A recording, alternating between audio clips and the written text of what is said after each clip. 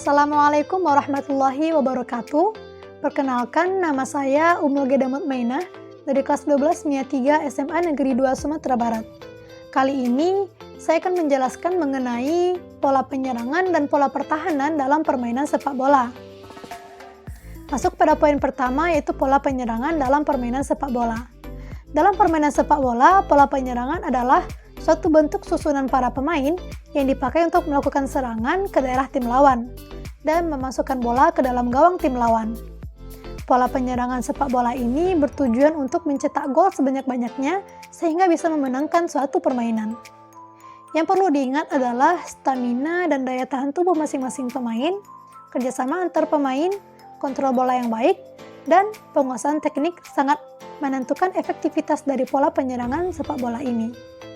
Sehingga dalam penggunaannya, pola penyerangan harus direncanakan dengan sematang-matangnya. Macam-macam pola penyerangan.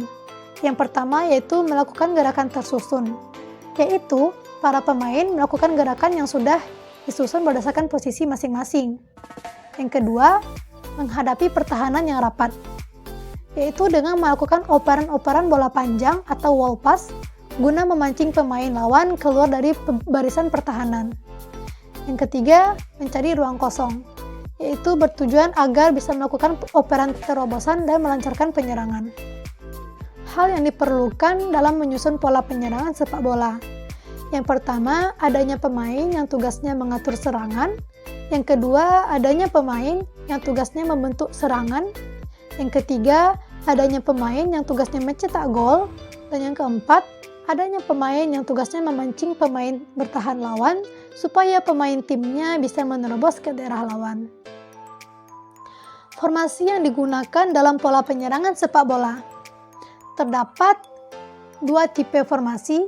Yang pertama yaitu tipe formasi 4-3-3 dan tipe formasi 4-2-4. Tipe formasi 4-3-3 ini terdiri dari 4 orang back, 3 orang gelandang, dan 3 orang penyerang.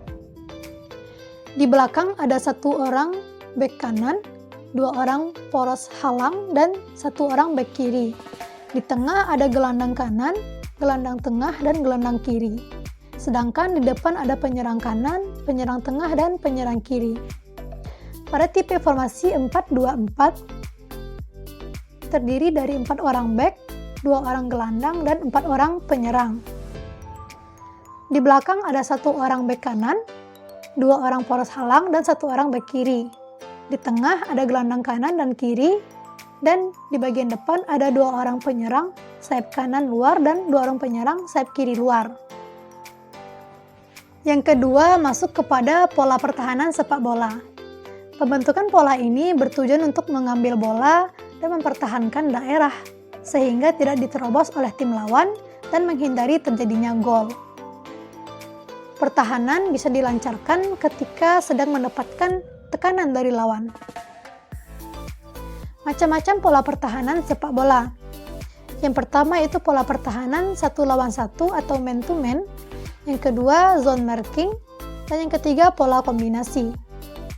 Pola pertahanan 1 lawan 1 atau man to man yaitu setiap anggota menjaga 1 pemain dari tim lawan di daerah jagaannya. Yang kedua itu zone marking, yaitu pertahanan bersama di daerah pertahanan tim. Dibutuhkan kerjasama tim yang baik, komunikasi, dan saling pengertian antar pemain, terutama pemain bertahan.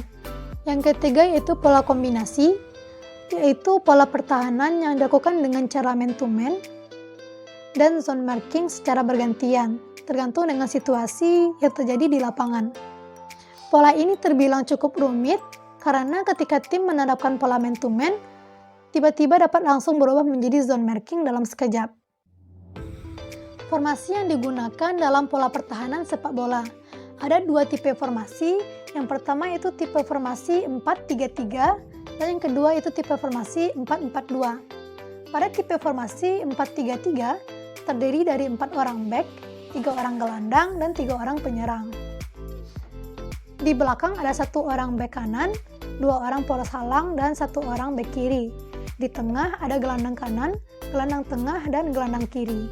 Sedangkan di depan ada penyerang kanan, penyerang tengah, dan penyerang kiri. Pada tipe formasi 4-4-2, Formasi ini terdiri dari 4 orang bek, 4 orang gelandang, dan 2 orang penyerang. Di belakang ada bek kanan, bek kiri, libero, dan stopper. Di tengah ada sayap kanan dan kiri, gelandang bertahan, dan gelandang serang. Sedangkan pemain depan ada 2 orang penyerang. Baiklah, hanya itu yang dapat saya sampaikan. Mohon maaf apabila ada kesalahan. Terima kasih atas perhatian. Wassalamualaikum warahmatullahi wabarakatuh.